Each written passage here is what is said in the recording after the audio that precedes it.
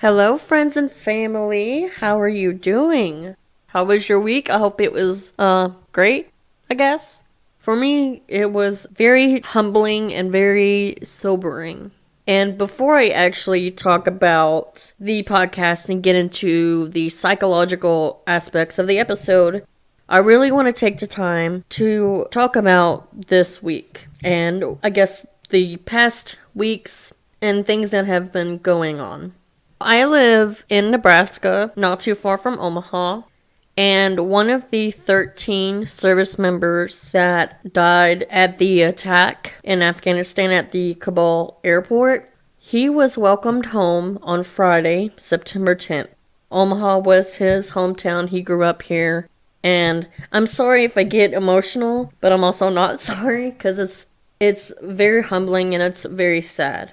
So I want to talk about Cpl Daegan Page real quick, since he's a native of where I currently reside. Now I try to find a few articles just to kind of get to know him a little bit more, and the first thing I want to say is he was 23 years old, and I'm 26, so he's only a few years younger. He could have been one of my troops if I was in the same service, but I just want to say how amazing Omaha is and how supportive and how humbling and how everyone of this town, and not even just this town, there were people from all over that came. There was a huge procession line. Well, I wouldn't even say the procession line was huge to bring him home, but there were so many people welcoming him when he arrived at Eppley Airfield, which is our airport. So he landed at our airport, and all the way from the airport to the site where he was going to be buried, or where they were going to have the funeral at, there were just people lined up welcoming him, and they're in support of his family. There were veterans, service members, citizens, not only from the Omaha area, but also from Iowa, and I'm sure even from other states. So I just want to share a little bit about him. And it just really hurts to talk about, but we gotta talk about it. So on his chest, he had tattooed "Death Before Dishonor." He was in the Marine Corps, and according to a lot of his friends and his colleagues, he 100% believed in what was tattooed on his chest. He truly believed in his service, he believed in honor, and he believed in all of the core values of the Marine Corps. He loved this country, and he served with honor. I'm going to read a few quotes from other people in this as well. Corporal Wyatt Johnson, he served with Cpl Page from very recently, from 2010 to 2020 at Camp Pendleton. And he said that Daegan was the guy in the company that always had a smile on his face, even during the worst times. Everyone knew him, and he knew everyone, and that he would be missed by everyone. Not only was he a good Marine, but he was a better friend. Another quote, similarly to me and to a lot of people that I served with, he joined shortly after high school. He grew up in Iowa and Nebraska. And for those that aren't familiar with where Omaha is located, it's literally on the line between Iowa and Nebraska. Like, literally, when you drive to the airport, depending on which route you take, it will say, "Welcome to Iowa," and then it'll say, "Welcome to Nebraska," and then "Welcome to Iowa," because of the state lines are kind of weird. This is what kind of really hits me, because I know people that have been a part of some of the activities that he was part of. He was active in the Boy Scouts, and he enjoyed playing youth hockey with the Omaha Hockey Club. Now, this really hurts because I know of a couple of friends that were stationed here at one time that are part of the Omaha Hockey Club, and they even had a hockey club specifically for service members. And I think they're also part of that, but a branch off. So I don't know if he ever participated in that, because just because he's from here, he wasn't stationed here. Now, things that his family have said. He loved the brotherhood of the Marines, and he was raised in Red Oak, Iowa, and also in the Omaha metro area. He loved hunting and spending time outdoors with his dad, as well as being on the water.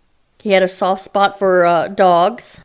He will also be remembered for his tough outer shell and his giant heart. Our hearts are broken. That was a statement that his family said on Facebook. Only 2 weeks after his arrival into his deployment, that's when he was killed. Another Marine sergeant that served with him for 2 years said that he was genuinely a sweet guy and he was always smiling and happy. Oh, and I'm scrolling through here and I'm just seeing so many statements about him. Not only about him, but by the others that we lost. And I'm just making this tribute for him just because he is from the area that I currently live. And got to witness everyone coming together and just America coming together for this fallen hero. And I'm sure it happened for all of our fallen heroes and whatever their hometowns were, but it just kind of gets me very emotional reading about this. And there's another statement that I want to read from his family that they put on Facebook after the procession and after the funeral. This is what they said. Omaha, you never looked better. It was an amazing honor to bring Daegan home to the open arms of his hometown today. We wish we could have stopped and thanked every person who took time out of their day to pay their respects to Daegan. We want you to know we saw all of you. Police officers, firefighters, school children, veterans, service members, families, the brave souls camped out on every overpass, the construction workers along I-80, at 84th Street, the crowds all down Millard Avenue, the Patriot Guard riders, and all the thousands of people who waved flags, held signs, and even brought their dogs to salute Daegan, because remember, he was a huge dog lover. He would have been amazed, which I'm sure he is. Sorry, tearing up here a little bit. Daegan's homecoming was truly a hero's welcome. Our hearts are still broken, but we are the lucky few who know what it is like to receive a hug from the city of Omaha. Thank you, family of Cpl Daegan Page. Sorry, I'm trying not to get emotional, but it's just so hard because I think about my own service. I was fortunate enough to never having to deploy, but I have plenty of friends that have.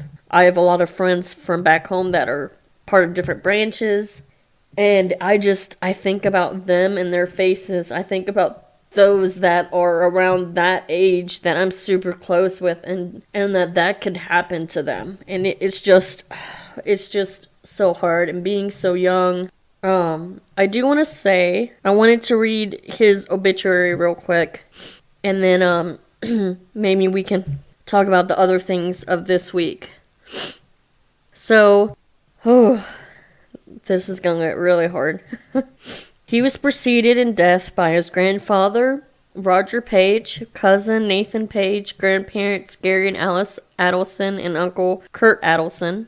He was survived by his parents, Wendy and Craig Adelson, and Greg and Jenny Page, brothers and sisters Corey, Kylie Adelson, Garrett Ross, Mason Page, and Emerson Page, his girlfriend, Jessica Ellison, grandparents, Royce Page, Keith and Peggy Ty, and Ron and Christine Thompson, nephew Wes Adelson, and many aunts, uncles, and other relatives and friends. They are going to have a celebration of his life.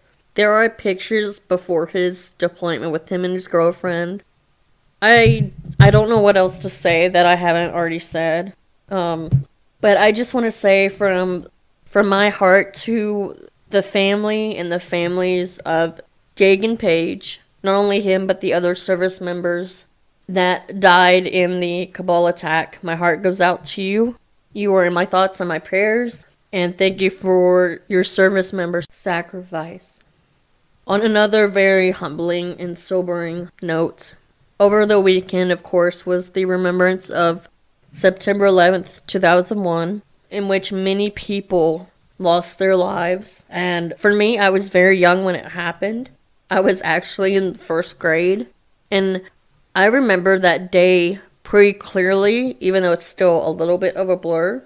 But I remember them rushing us to the gym and crowding us all there, and we were on lockdown. The thought at the time was they didn't know what else was going to happen, and they were in fear of other attacks on other buildings in the United States.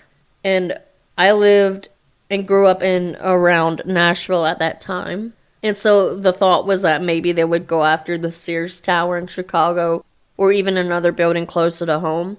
So until it was deemed safer, we got to go home.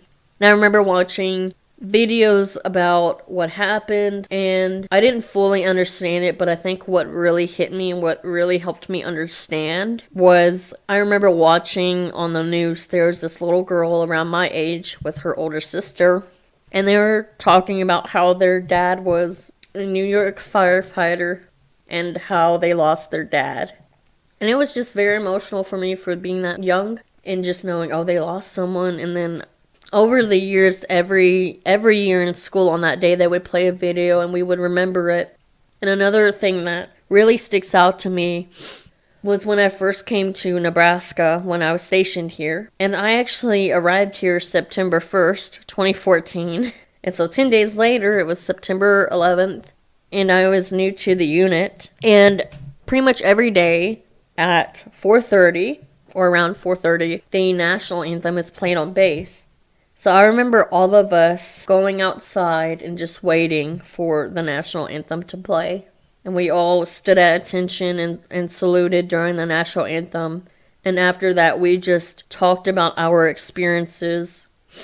And I remember the older leaders, they talked about how they were deployed at that time or were stationed overseas. And it was just so humbling to hear their experiences. And then some of them being deployed to Afghanistan. So not only all of those service members that lost their lives during the wars that happened, but also on that day of September 11th, all the lives that were lost in New York and Pennsylvania, because there was a plane that went down there. It's just very hard to think that happened.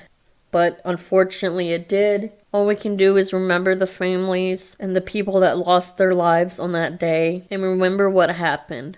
But even out of all the tragedy, I remember our country coming together. We were all Americans. It didn't matter if we were conservative or liberal, if we were Republican or Democrat. It didn't matter what issues and which aisle we stood on. And a few days ago, when they brought Daegan home, there was that same feeling. We were all Americans. We were all mourning the loss of our fallen hero, and we were all welcoming him home. Okay, so I know that was very sobering, very low. Emotionally, for me, it's very hard to talk about. But like I said, we have to talk about it. We have to remember the sacrifices that our service members have. Their commitment to our country, their service to our country. And as a veteran, it's just humbling. I don't know what else to say, honestly. I don't know what else to say. I'm sorry. I can't say any more about the topic. Whew! That first part was very hard, very tough, and I'm going to try to bring the energy up just a little bit. So I'm going to talk about the other parts of my week. My week was pretty good besides those parts. I got to host a game night at my house. I had some friends over, and we had such an amazing time. It was so good for me. It's been such a long time since we've been able to all gather together and just enjoy each other's company. Also, I got to witness my friend getting baptized, so that was a very special moment in the week. So how was your week besides the very sad things that we already talked about? I hope you had a decent week. So, with that, I'm your host, Katie Gonzalez, and you're listening to What the Psychology.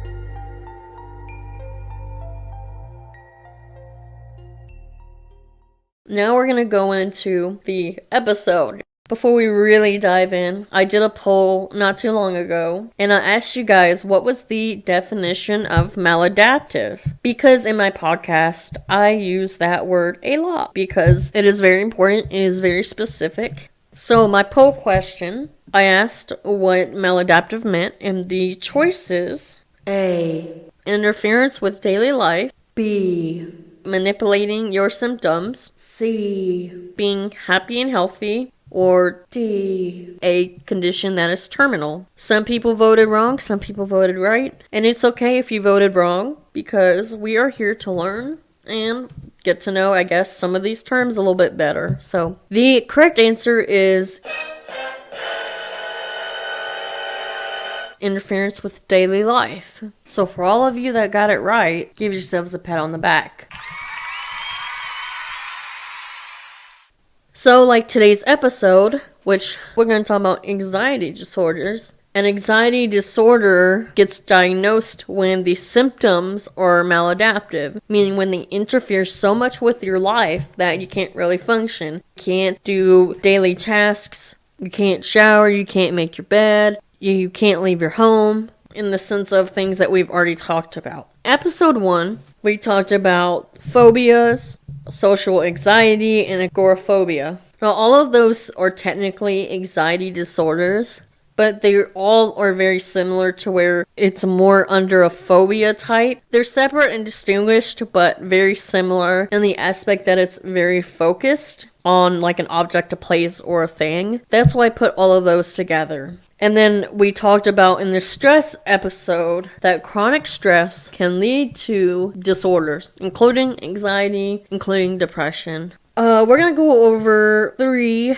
anxiety disorders. And the definition of an anxiety disorder is mental disorders that come with excessive worry, fear, and nervousness. The first anxiety disorder that we're going to talk about is generalized anxiety disorder, or we like to call it GAD, which is a really funky name for it, and I love it in every way. This is the anxiety disorder that I suffer from. Now you can get to know me a little bit more. We already talked about depression, now we can talk about anxiety. This disorder is marked by worry and tension. Its symptoms are often unrelated to what's happening and seem to come out of nowhere to affect mental health. Some feelings are restlessness, being on edge, irritability. Thoughts could be excessive worry, unrealistic views, trouble concentrating. Physical symptoms could be muscle tension, headaches, sweating, nausea, needing to go to the bathroom often, tiredness, sleeping problems, trembling, startling easily.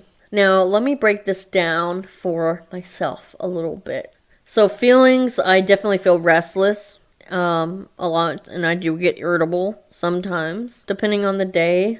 I'm sure my husband would probably say, yeah, she's irritable all the time. Not all the time, but he would probably jokingly say that. Thoughts, I definitely worry excessively. Like I said in the stress episode, I am always stressed. I'm always thinking. My mind is always somewhere, and it's really hard for me to relax. I also have a lot of unrealistic views sometimes, mainly about myself, and I think that kind of comes into play with depression and anxiety combined. Concentrating, I don't really have too much trouble with that, but on days where I'm just don't want to do anything, it is really hard to concentrate on what I need to do. Physical, I only really deal with sleep problems and startling easily. And my husband can attest to that. Sometimes he'll just walk in the room and I won't even know. And then I'll notice he's there and I'll just jump and I'll be like, gosh, you scared me. He's like, I just walked into the room. It's not like I purposely scared you. But I don't know, I startle easy for some reason. I think it's because my mind will be so focused on something, or I'll be lost in my thoughts, and then I won't realize he entered the room, and then I realize he entered the room and I get startled. So, oh man, so there's that. The prevalence and the causes of generalized anxiety disorder. It's about 6% of the US population, which means it's diagnosed. More common in women than in men. 65% of women suffer from generalized anxiety disorder. Now, disclaimer here, men, you guys are going to get all the winning points for this episode because all of these conditions are more common in women. So, we're just giving you guys a lot of points for this one. Now, some biological causes of generalized anxiety disorder. They think that there's a biochemical dysfunction in the brain which involves the gamma aminobutyric acid, or known as GABA, and it's a major inhibitory neurotransmitter. Neurotransmitters are my favorite thing. I geek out over those. Remember, recap, neurotransmitters is the example I gave of the neurotransmitters are the people waiting outside of the club, and the regulation receptors is the bouncer. So remember that as we go through these, because all of these have something to do with neurotransmitters. Now, another cool note when it comes to GABA, an undersupply of GABA is linked to having seizures, tremors, and insomnia. It's also, if there's a dysfunction in this, it's linked to generalized anxiety disorder. And I just find this so interesting because, like I said, I do have issues with insomnia, and they also say that a dysfunction of this neurotransmitter is linked to both insomnia and anxiety. So maybe that's my issue. I mean, I think that's the only thing they can really find in this anxiety disorder. It's a biological cause. Okay, next we are going to talk about panic disorder. Now, panic disorder is very different than post-traumatic stress disorder. With post-traumatic stress disorder, we'll talk about that in another episode. There are some elements of panic in that, but these are two different conditions, okay? So just remember that. They are distinguished in their own way. With panic disorder, panic attacks, they are the main feature of this mental health condition. But many of these symptoms, they seem physical, yet the state isn't physically dangerous. So that is kind of similar to PTSD, but PTSD is caused by a traumatic event, okay? So with panic disorder, some thoughts and feelings, you get the sense of impending doom, fear of death, or feeling of unreality. Some physical symptoms is like nausea, chest pain, headache, lightheadedness, numbness or tingling, shortness of breath, rapid heart rate, trembling, chills, sweating, and or abdominal cramping. So 2 to 3% of the US population is diagnosed with this. And I do know that I have some global listeners, so in future episodes, I'm going to try to find some percents that are also not only prevalent to the US, but also globally. So that is something that I will look into so that I can include you guys as well. But a lot of the studies that I see are mainly US focused. So this is also more common in women. So another point for men. Now biological, this is abnormal transmitter activity. It doesn't say which neurotransmitter. It could probably be quite a few that I can think of, but I don't want to say which one and be wrong. But it's also due to improper functioning of the limbic system. Now remember, the limbic system is the fight or flight system that we have talked about in the past. Now we're going to get more in depth in this part. And I'm really hoping in another episode I just dive into the brain, because everything we talk about, obviously it's mental. It all has to do with the mind and the brain. And I completely geek out over the brain. Anyway, back to what I was saying. With panic disorder, there are two components of the limbic system that have some sort of dysfunction, which causes this disorder. The first one could be the amygdala, and this is involved in emotions by influencing aggression, anger, and fear. It's providing emotional element of memories and interpretation of others' emotional expressions. You will probably hear about the amygdala a lot because the amygdala is affected by other mental disorders or personality disorders as well. Another component of the limbic system that is affected by dysfunction that can cause this disease is also the hypothalamus.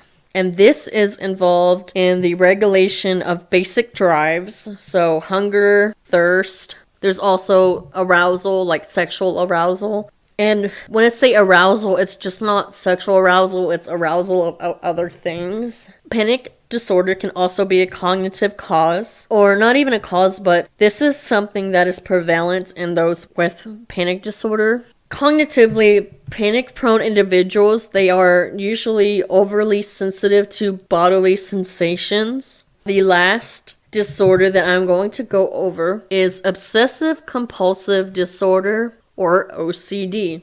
I have a few people in my family, and even I say it too, is we always say, oh, we're a little bit OCD. For example, I'm going to pick on my mom. So my mom growing up, she's very organized. She keeps everything in a certain place, in a certain order.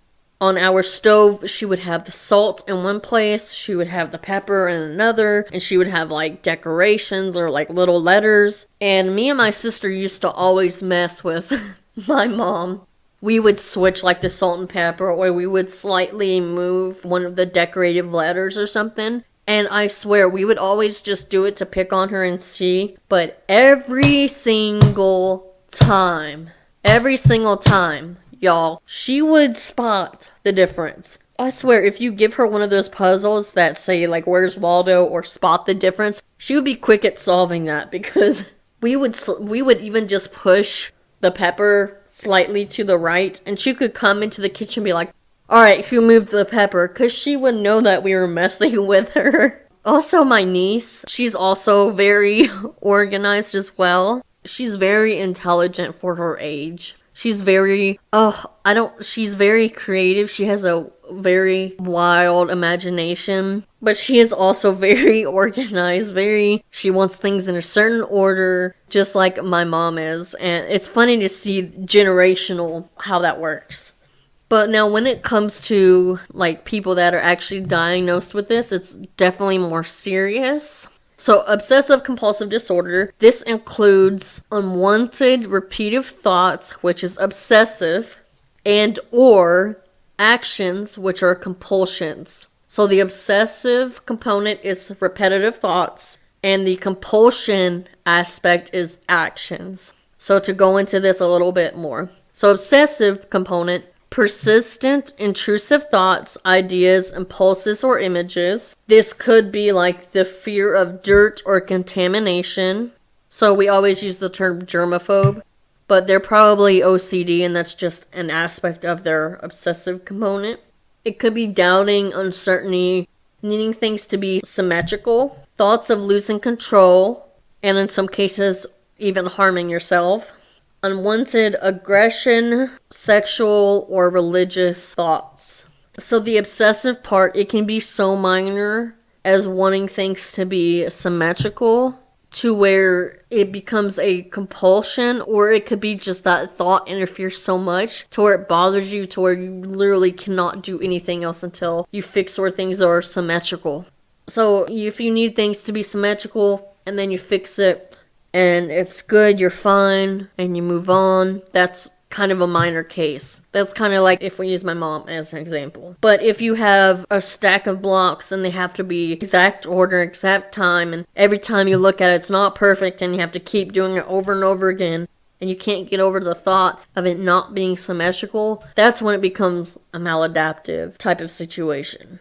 Now, compulsions, that's the action component. This is repetitive and rigid behavior that a person feels compelled to perform in order to reduce their anxiety. So this can be excessive washing and cleaning, checking, counting, strict adherence to a routine, needing constant reassurance. If you're more into the fear of dirt and contamination, more of the germophobic aspect of this, and you just constantly wash your hands over and over again, and you just can't stop washing your hands because you're worried about germs and the fear of contamination, that's when it becomes maladaptive. The compulsion is excessively washing your hands and cleaning them. The obsessive or the thought process is the fear of dirt or contamination. I hope that makes more sense. Some people, they have to strictly adhere to a routine where they wake up at a certain time, they have to make their coffee at this time, it better be ready by this time. Like, there is a certain order and it's very strict. And if they break that routine, they become very anxious. Anxiety overcomes them. Whereas someone without this disorder, if something is off in their routine a little bit, it's like, it's okay. I maybe off 10 minutes, but it's fine.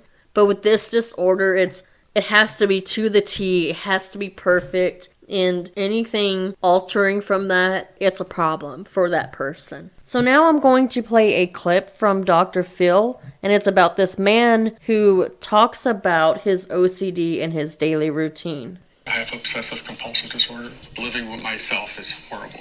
There's not a moment in the day I'm not thinking about my OCD. It's always on my mind. It shakes all the time. I'm anxious, anxiety. Order rules my life. Everything has rules. I can spend anywhere up to 2 hours in the shower. There's this very specific order. I scrub the hell out of my head. I gotta wash it and rinse it a minimum of 3 times. I have to do everything the exact right way. Otherwise, I won't be able to continue. The last time, I was probably in there for 4 or 5 hours. A lot of times, the water will get cold. This is where I sleep. I'm not going to be able to get it perfect because I'll be here all day. If this is not done the right way when I got up, I can't move on to the next step. This has to satisfy the OCD. I got to let the coffee pot soak for a certain amount of time. Then I got to wash the top of it, then the filter, in that order. Then I gotta let them dry for a certain amount of time until my OCD is satisfied. The last time I attempted to wash the coffee pot, I hit the 2-hour mark and I just was exhausted. I couldn't go on any further. It's like, who the hell does it? I'm thinking about holding this remote now. What is bothering me, I remembered I haven't washed my hands yet today. I feel like I've contaminated it now. Ideally, I would like to get a Clorox wipe and wipe it down. But it's just too much work going in the cabinet, so I just avoid going in there. Any door's a problem. I'll have to do maybe about 7 times. Then I have to do this, maybe about 7 times. This another 7 times, maybe if I get to 21. 21's supposed to be a lucky number. The OCD has grown, so forget the lock. Now, before I can even shut the door, I have to verify I didn't drop anything. So I have to take inventory of the things that are on the ground. I'll remember what that looks like. I'll think, can I lock it now? I'm not satisfied. So I'll open it again. I'll be opening and closing the door. At minimum, 5 attempts. I'm a prisoner in my own head until I can get out of it. Torture, tormenting me. It harasses me constantly. Every moment of the day is agony. I know I'm not crazy, but it's just my OCD doesn't accept it. I'm on the verge of being homeless and I will end up being alone. So prevalence and causes. 1 to 3% of the U.S. population is diagnosed with this condition. It is a biological cause for the most part. Now, when it comes to OCD, they say it's an imbalance in the neurotransmitter serotonin. And if you remember correctly, serotonin and a underlining amount of it was the cause of depression. When it comes to OCD, it just says an imbalance. Now, this could mean that it has an excessive amount. It doesn't say, because it's also important to know that neurotransmitters, they also react with other things in the brain, other neurotransmitters. So it could be an imbalance that affects something else. It can be a very complex thing. Serotonin, it affects mood, so like in depression. Hunger, sleep, and arousal. It can affect those things. And when we say arousal, it's not just sexual arousal. It can be arousal in causing compulsions or the obsessive, intrusive thoughts when it comes to this condition. Another biological cause of this is an oversensitivity of the frontal lobe region of the brain. The frontal lobe, it's the primary motor cortex, so that could definitely explain the compulsions that this person is having. The frontal lobe also plays a part when it comes to judgment, obviously movement, intelligence. It helps us anticipate the consequences of our actions, which goes into the judgment part. It also aids in planning of future actions, personality development, impulse control, focusing your attention, coordinating and adjusting complex behaviors. So, like, I can't do A until B happens. So, do you think you suffer from any of these disorders? Even minor? I know people in my family, if I were to look at their symptoms, I would say, yeah, they probably have OCD, but it's not so maladaptive to where they need to be treated or diagnosed. It's at their level, they can manage it at their own. But in some cases where it's actually diagnosed, then treatment needs to take place in order for the lives of those that suffer with it or better. Now, a lot of the therapies that come with these disorders, like cognitive behavioral. So they focus on helping you combat the thoughts that you're thinking. So with generalized anxiety disorder, if you're overgeneralizing a situation, they help you overcome those excessive thoughts that you're thinking or the unrealistic thoughts that you may be thinking. When it comes to obsessive compulsive disorder, they do the same thing, but depending on the disorder or the aspect of the disorder that you suffer with most, they will focus on that area and use therapy as a tool to make things easier and more manageable. With panic disorder, they also do the same, but there are other things that they teach you, especially with panic disorder. It's more of how to relax, which a lot of those we went over in the stress episode. That also goes along with GAD as well, because I've had to use that in my therapy of learning how to take time out of my day to actually make myself relax. Whether that's seeing nature, spending time with friends, doing a hobby, getting a massage, painting, listening to music, whatever it is that you like to do that helps you relax or enjoy life, those can be very therapeutic in some of these conditions. But cognitive behavioral therapy is the main avenue to help with these conditions. Do you have family members that you move stuff around just to mess with their minds? How cruel. Sorry, Mom. My mom's probably listening to this and rolling her eyes and just traumatized with how mean we were to her growing up. But we love her very much. And if you're not picked on, you're not loved. So there's that. I am your host, Katie Gonzalez, and you've been listening to What the Psychology. Make sure you like us on Instagram, Twitter, join the Facebook group, like the page, send us an email, be our best friends, get a sticker, and we will see you next week. Stay psyched, y'all.